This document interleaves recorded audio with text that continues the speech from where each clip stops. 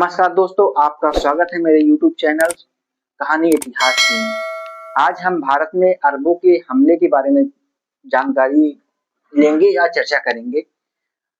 हम चर्चा करेंगे कि अरबों के हमले से भारत की राजनीतिक स्थिति क्या थी, अरबों के हमले के कारण क्या थे, घटनाएं क्या घटी और उसके परिणाम क्या हुए। तो आपको यह बात तो सबको मालूम होगी कि किसी भी देश से विदेशी आक्रमणकारी हमले तभी करते हैं जब उस देश की राजनीतिक स्थिति बिल्कुल बिगड़ जाती है। ठीक इसी उस समय भारत में भी ऐसा ही हुआ था। हर्षवर्धन की मृत्यु हो चुकी थी और भारत छोटे छोटे राज्यों में बंट चुका था और ये राज्य आपस में ही एक दूसरे पे हमला करके वीर शूरवीर वाला खेल खेल रहे थे। मतलब कि एक ने दूसरे को हराया तो दूसरे के लिए वो शूरवीर हो जाएगा और एक दूसरे को ऐसे वीर वीर घोषित कर रहे थे। जब मोहम्मद बिन कासिम ने भारत पर हमला किया उस समय भारत की राजनीतिक स्थिति में कुछ इस प्रकार थी। पश्चिमोत्तर भारत में आपका सिंध था, जहाँ के राजा दाहिर थे, मुल्तान थे, अफगानिस्तान था, कश्मीर था। मध्य भारत में कन्नौज, मालवा, कल्याणी और सोलंकी थे। इधर आपका कलिंग था, जिसे आज हम उड़ीसा बोलते हैं, और बंगाल था, वेंगी थे। दक्षिण भारत में चोल, चेर और पांड्य थे। तो इस तरह पल्लव भी थे और इस तरह भारत की राजनीतिक स्थिति टूट चुकी थी। कहने का मतलब ये है कि भारत में कोई राजनीतिक एकता नहीं थी या केंद्रीय सत्ता का अभाव था। जिसका जब मन हुआ थोड़े से सैनिक इकट्ठा किए, किसी स्थान पर कब्जा कर लिया और वो वहां के राजा हो गए। ये भारत पर जिन अरबों ने हमला किया, ये आखिर अरब लोग थे कौन? मैं आपको बताना चाहूंगा कि ये मध्य पूर्व और उत्तरी अफ्रीका के रहने वाले थे। ऐसा माना जाता है कि ये लोग पैगंबर इब्राहिम के बेटे इस्माइल के वंशज थे और ये लोग अरबी भाषा, अरबी संस्कृत साझा करते थे आपस में। अब बात करते हैं कि भारत में हमले के कारण क्या थे। देखिए, भारत बहुत अमीर था, तो हमले का मूल कारण यहाँ की संपत्ति को लूटना था। दूसरा, सामरिक दृष्टि से भारत की स्थिति ऐसी थी कि भारत अरब देशों के लिए संकट बन सकता था। इसलिए अरबों ने सोचा कि भारत पर हमला करके उसको कमजोर कर दिया जाए, ताकि कोई भारतीय अरब पे या अरब की जैसे देशों पर हमला न कर सके। इसके अतिरिक्त वो लोग इस्लाम धर्म का प्रचार करना चाहते थे, क्योंकि उस समय इस्लाम धर्म का प्रचार जोर शोर से किया जा रहा था। पहले ये अरब भारत के संपर्क में थे और व्यापार करने आते थे, लेकिन जब इन लोगों ने इस्लाम धर्म को स्वीकार कर लिया तब इनका उद्देश्य व्यापार के साथ साथ धर्म का प्रचार भी हो गया। अब गिद्ध नजर भारत पर थी इन लोगों की, ऐसे तो हमला करेंगे नहीं। हमला करने के लिए एक जायज बहाना चाहिए। वो बहाना इन्हें इस तरह मिला। हुआ कुछ ऐसा कि जो खलीफा थे उनके लिए श्रीलंका के राजा ने अपनी मित्रता जाहिर करने के लिए कुछ सामान के उपहार स्वरूप भेजा, जिसमें बहुमूल्य संपत्ति थी, हीरे जवाहरात वगैरह, और इराक में मारे गए व्यापारियों की पत्नी, बच्चियां और बच्चे थे। जब ये सामान समुद्री रास्ते से जा रहा था तो सिंध की सीमा पर जो देवल बंदरगाह था वहां पर डाकुओं ने हमला करके सामान को लूट लिया और बाकी जो लोग थे उनको बंदी बना लिया।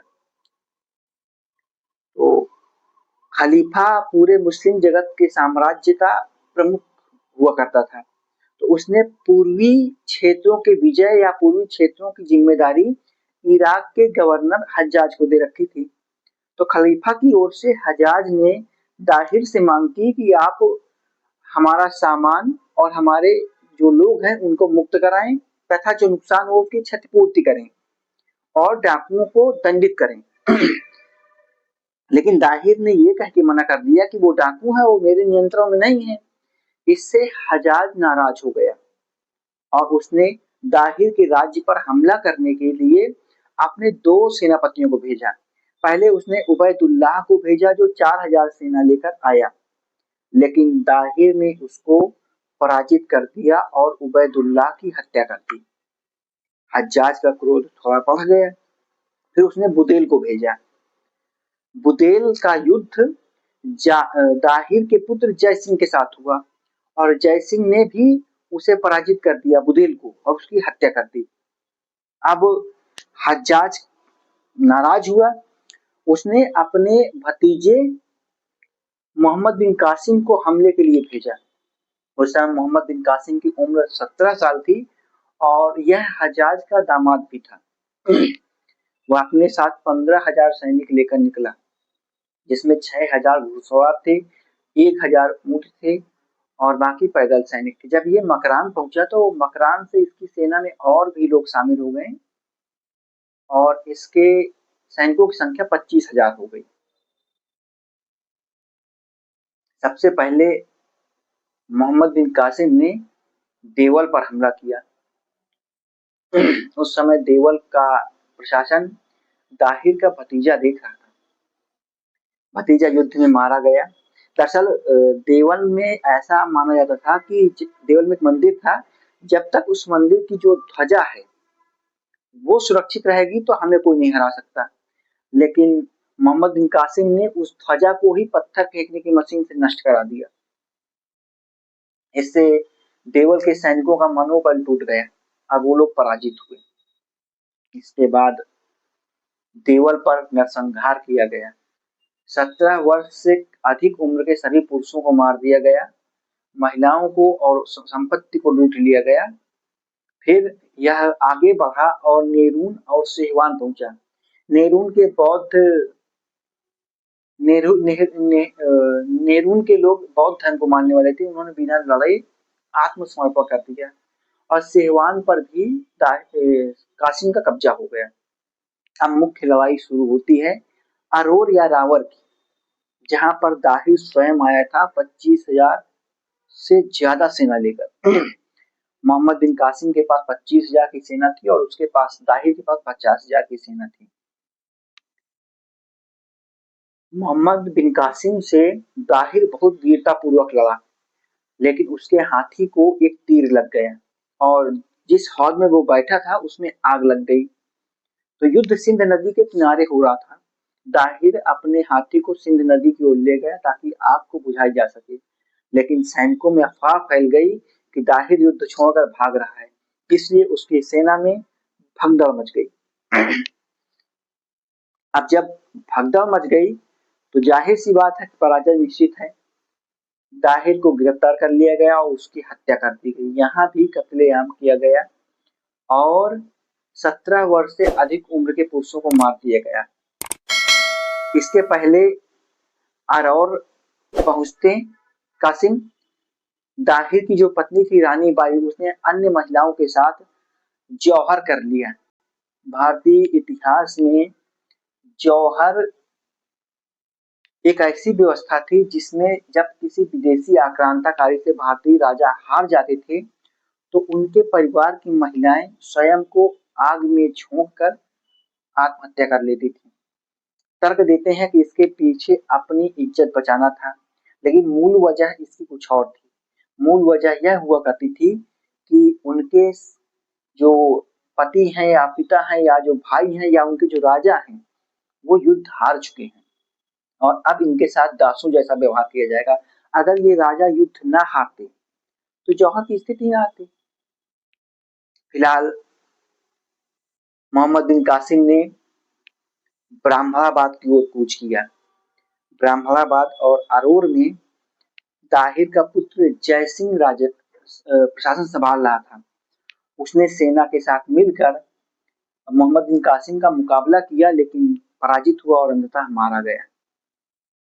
यहाँ पर मोहम्मद बिन कासिम ने दाहिर की दो पुत्री सूर्य देवी और परमल देवी को संपत्ति के साथ और अन्य दासों के साथ खलीफा के पास भेज दिया और ब्राह्मणाबाद को तहस नहस कर दिया गया।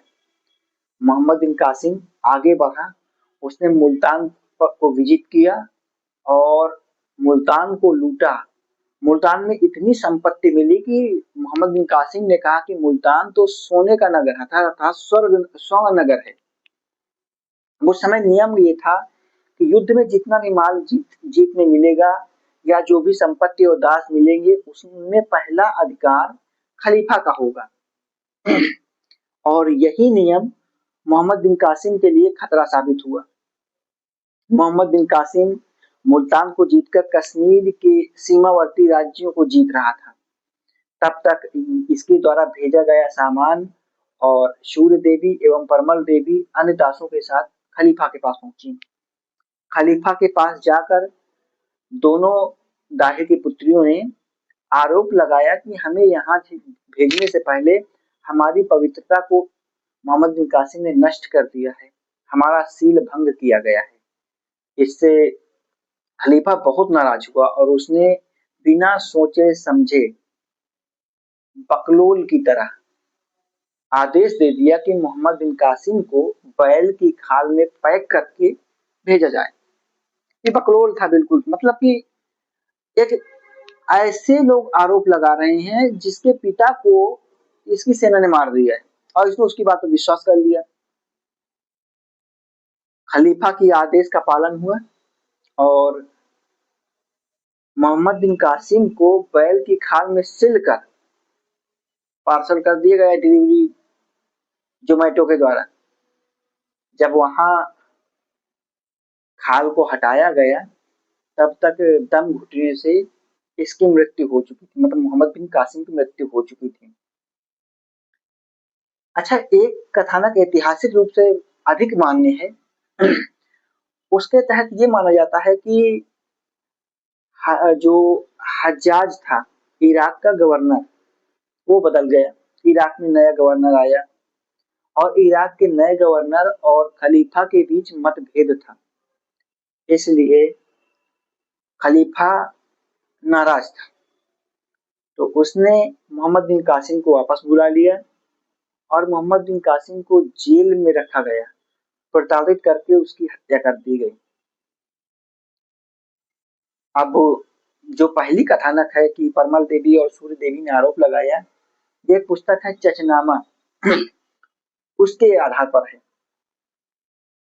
तो अरबों ने भारत को विजय कर लिया। यह हमला 712 में हुआ था और लगभग 715 के आसपास मोहम्मद बिन कासिम की मृत्यु हुई थी।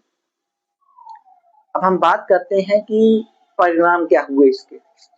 तो इतिहासकारों का मानना है कि इसके ज्यादा परिणाम नहीं हुए, लेकिन यह कहना पूरी तरह से गलत होगा, क्योंकि मोहम्मद बिन कासिम के हमले ने भारतीय राजाओं के कायरपन या कमजोरी को उजागर कर दिया और अन्य आक्रमणकारी के लिए रास्ता खोल दिया, जैसे कि बाद में महमूद गजनवी आया, फिर मोहम्मद गोरी आया।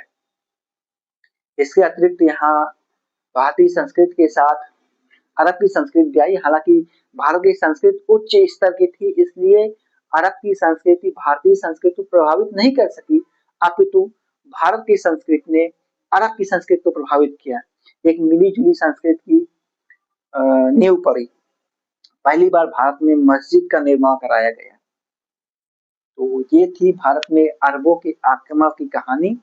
दोस्तों, मेरे YouTube चैनल इतिहास गाथा कहानी इतिहास की को सब्सक्राइब कर लें और लाइक करें, अपने दोस्तों के साथ शेयर करें, ताकि उन्हें अच्छा इतिहास और वास्तविक इतिहास जानने में मदद मिल सके। मेरे चैनल को फिर से अपील कर रहा हूँ, सब्सक्राइब कर लें और अपने दोस्तों के साथ शेयर करें। दोस्तों, मेरा वीडियो कैसा था आप अपनी राय अपने कमेंट बॉक्स में आकर दे सकते हैं, मैं सुधार करूंगा। नमस्कार।